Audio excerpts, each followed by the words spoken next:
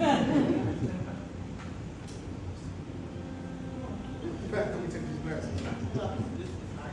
Now this is good. I am creating a community where black men do not go to prison at all, and if they do, they never return.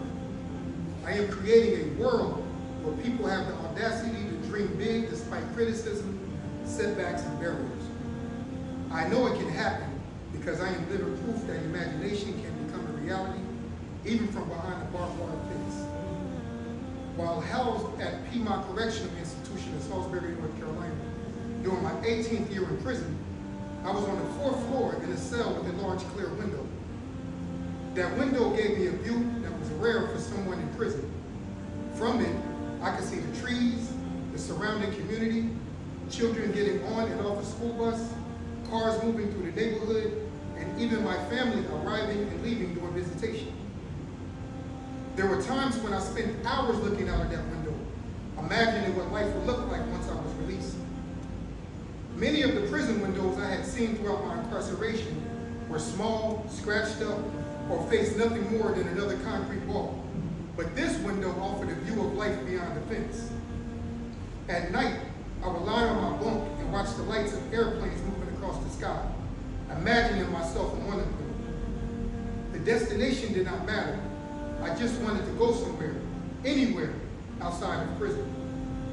I would often say out loud, I'm going to be on one of those planes one day. Then I would repeat it. I'm going to be on one of those planes one day. Finally, I would say it even louder. I am going to be on one of those planes one day. I repeated those words to myself many times, long before I ever stepped on an airplane. 5 years later, I was released from prison. 16 months after my release, I was being interviewed by Hasan of EPOCH Tribe, who wanted to tell my story in the form of a play. During that interview, she asked me about some of the dreams I had while I was incarcerated. I told her that one of my dreams had been to get on a plane and travel somewhere, anywhere outside of prison. A few weeks later, I learned that I would be traveling to Trinidad to participate in a retreat focused on prison survival. Shortly thereafter, I boarded my first airplane.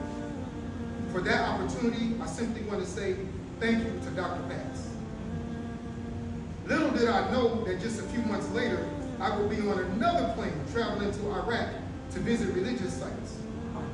A few months after that, I boarded another plane, this time to Morocco, where I got married.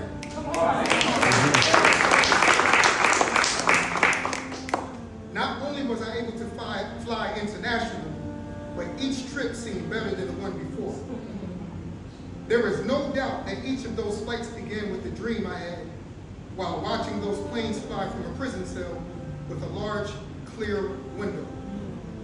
That experience taught me that dreams are powerful.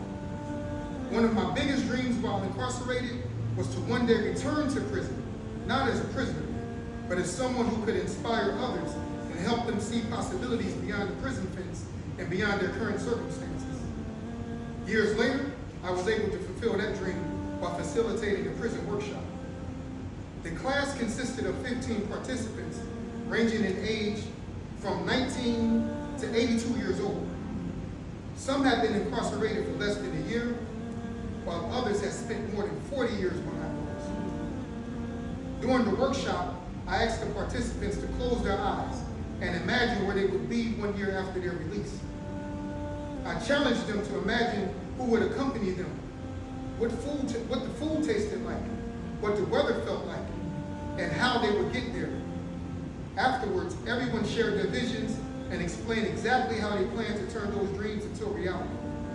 Malik, the 19-year-old, said he wanted to take his mother to the Bahamas for a week at his own expense.